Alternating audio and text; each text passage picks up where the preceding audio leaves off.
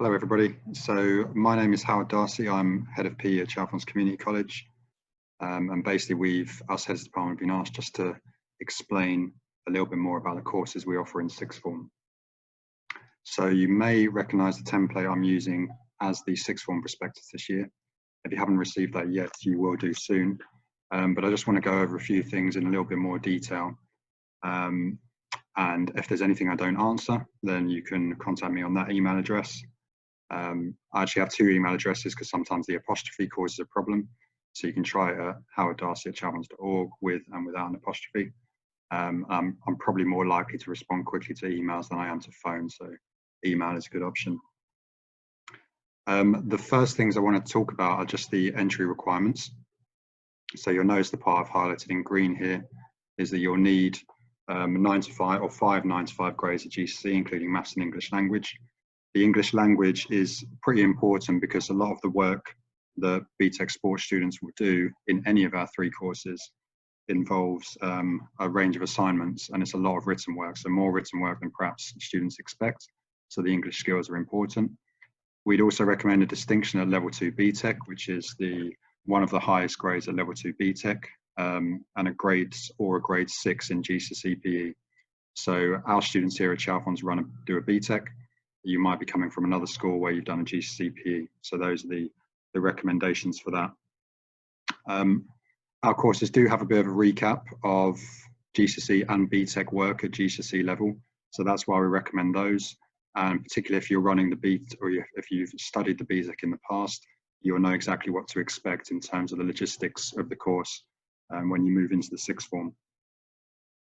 So if I just look at this section now, so in terms of assessment, you'll recognise some of this again if you studied BTEC at GCSE level, but all three of our courses are what we call modular, and that means that students will cover a range of units of work. Each unit of work generally lasts about a term, and each unit of work will either have an exam in it or it will have about 5 assignments. So our GCSE BTEC students, for example, will have covered 3 units of assignments and 1 exam unit.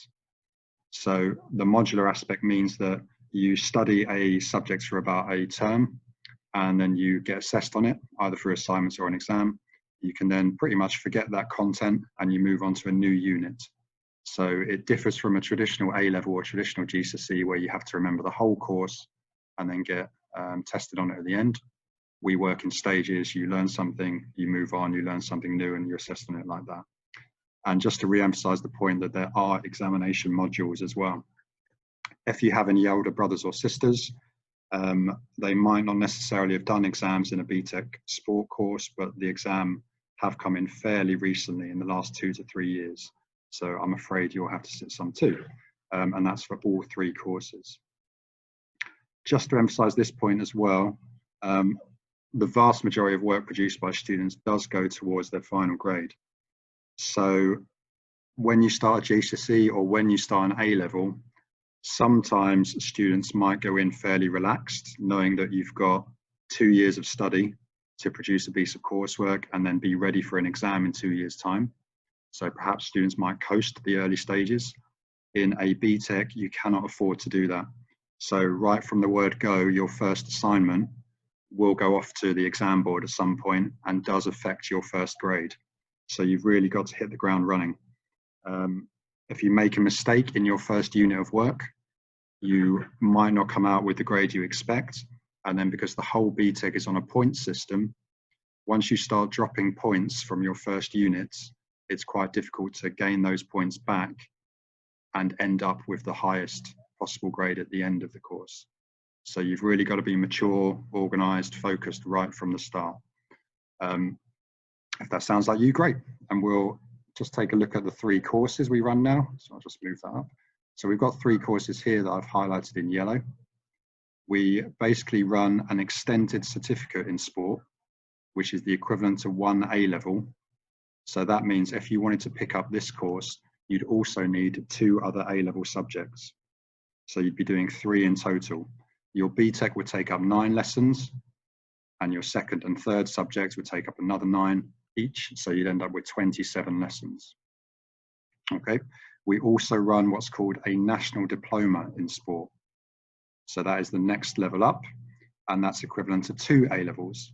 So if you wanted to pick up this course, that would take up 18 lessons of your 27 over a fortnight, and you would need 1 additional subject.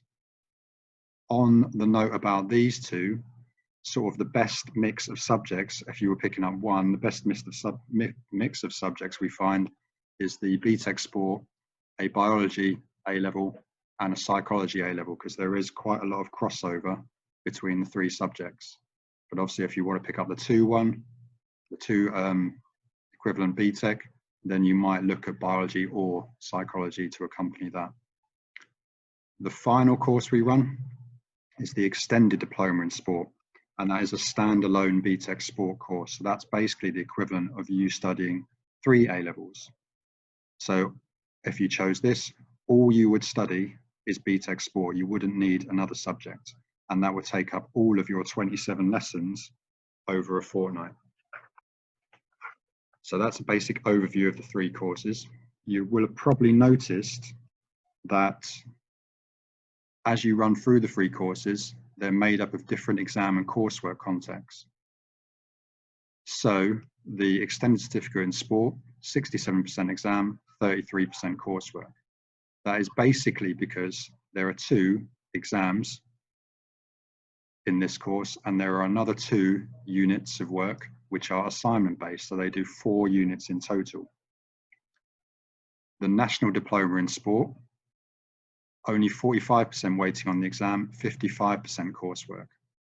In this, you would do 3 exams and a further 6 assignment-based units of work. So you can see as you do more assignment-based units of work, the weighting of coursework goes up. And the final course, the extended diploma, that's down to 42% for exams, and it's up to 58% for coursework. And this actually takes in 4 exams and a further 10 assignment-based units of work. So that's 14 units in total. So we've got 4 units, 9 units, 14 units, 2 exams, 3 exams, 4 exams. So there's, as you go through the courses, there's progressively more exam pressure. In terms of the exams, we try and do those in year 12.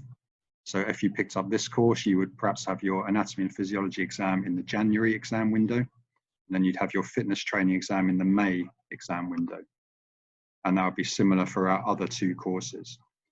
In the case of the triple course or the extended diploma, you would have 2 of these exams in the January window in year 12 and 2 in the May window in year 12. And that's so we can test you in all across year 12. And then basically each exam unit has an opportunity for you to resit it once. You may need to resit, you might not, but we like to do any resits in year 13. So we'll generally speaking try and do all your exams first time in year 12, and then give you the option to resit any of them in year 13. In terms of the coursework units, you may have noticed that there is some crossover. So this course will do professional development and sports leadership. So does this. So does this. So the way the logistics of the course running is that this group, for their 9 lessons, will share those 9 lessons with this course and with this course. So 9 of your lessons will all be together, okay, because you're following the same units and you're doing the same exams. Because this group does 18 lessons in total, 9 of those are with this group, and their second 9 are shared with this group because they follow the same units between these 2 courses. Now this third course does 27 lessons, so it follows all the same units as the other 2 courses.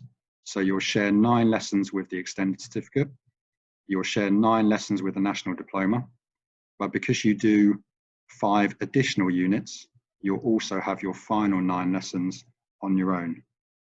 Okay, so that's how things will work, will tend to work. You might also notice from the coursework units that we have a range of different skills that we try and get you to study. And some of the ideas of that are for course variety. but also to prepare you for university courses and to give you an idea of perhaps what might interest you to go on to higher education or further education, and give you a skill set that will suit the impressive array of courses that are out there at universities. So if you're interested in sports leadership or coaching, for example, there are units for you. If you're interested in officiating, for example, there are units for you. If you're interested in physiology or physiotherapy, there are units for you. Research methods, all those sorts of things we try and cover for you. Now, some of these units are mandatory, so you have to do those, and others are the choice of the centre. So the centre, that's us as Chalfonts. So they are interchangeable, but more often than not, the courses you see here, or the units you see here, sorry, will be the ones that you follow if you choose to take up any of our subjects in year 12. Okay, so that's all the information about the 3 courses. Also, just want to highlight these sections in green about what sort of skill set you'll need. So there's quite a lot of writing here, but obviously when you receive your prospectus, you'll catch up with that. But I just want to emphasize the need for you to work or be able to work independently if you pick up one of these courses. So although 27 lessons as an example seems a lot over a fortnight, that actually leaves you with about 23 lessons on your timetable, which we call non-contact time. So when you're not in lessons.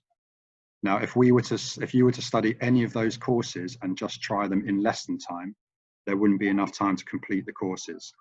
So you need to be disciplined, you need to be organized, you need to be able to work on your own in your non-contact periods and at home. Otherwise, you simply won't get the courses complete. So that is a key skill. And if you remember at the start, I said that your work right from the start of the course goes towards your final grade. That skill needs to be with you as soon as you start year 12. Okay, so that's really important. Second thing is you need to have excellent organizational skills. The course is all 3 courses are very deadline driven. So we're under pressure as teachers to make sure that we meet the deadlines we've said we're going to, and that puts the pressure on you to make sure you do. If, for example, you miss any deadline in a unit of work, that will affect your grade in that unit of work, and consequently that affects your final grade right from the start of year 12. So you've got to make sure you are ready to go, you're organized, you can meet deadlines. All those sorts of things will help you get a top grade at the end of the course. And finally, each assignment will require a different format of presentation. So all these things could form part of your assignments. Okay, so it could be any of those things: presentations, posters, video evidence. So it's quite a varied course. So if you have the opportunity to improve your skills between now and year 12, that would be beneficial to you as well. Now, a couple of misconceptions about the BTEC courses are that because it's a sports course, people expect to be doing lots of practical. So if you studied a BTEC at GCSE, you'll know that it's not all practical. You'll know that the vast majority of it is written work. That doesn't mean you don't do any practical lessons, but it does mean you don't get assessed on your practical ability. So if you did a GCSE PE, or if you look at any A-level PE courses, you'll have an exam and you'll have an assessment on your practical ability. A BTEC sport course is different. So you don't get assessed on your practical ability, but you might find for units like sports leadership or coaching for performance or practical sports performance, you might find that you do end up doing some practical lessons and you get assessed on your ability to lead or coach, but you don't get assessed on your ability as an actual sports performer. You'll get assessed on the areas around sport that are not performance-based. Okay, so I think that's pretty much it for the 3 courses. There's just a little bit of information there on where it will lead. So we try and get these units of work to tie into career opportunities for you and university studies. So there is quite a range of areas that it could lead. The final thing I just want to say to you is that it won't appear on the prospectus this year, but there's also an extra course we run called a sports a Higher Sports Leaders Award, or we call it HSLA, so a Higher Sports Leaders Award. And this is another coaching qualification that students can do. And it generally means that for an extra lesson a week, students are timetabled on to learn how to coach and deliver coaching sessions. And at the end of the 2 years, if they pass the course, you receive a certificate, which can help your applications for university. And it also provides additional UCAS points. So we're not advertising that now. We tend to advertise that in September. So when you start in September, look out for that. And like I said, a HSLA course is a good supplement to some of the things you'll be learning in your BTEC courses. So the two courses tend to tie in quite well. Right, so that's about it from me. I hope I've covered everything. Like I said, if you have any further questions, you can contact me on that email address or without the apostrophe. Or speak to your, if you're in this school, speak to your Year 11 BTEC teacher, and they'll be able to answer most of your questions, I'm sure. Or, you know, you can drop into the PE office at any point and ask any questions. Okay, so I hope that's helpful. And let me know if there's anything else you need to know.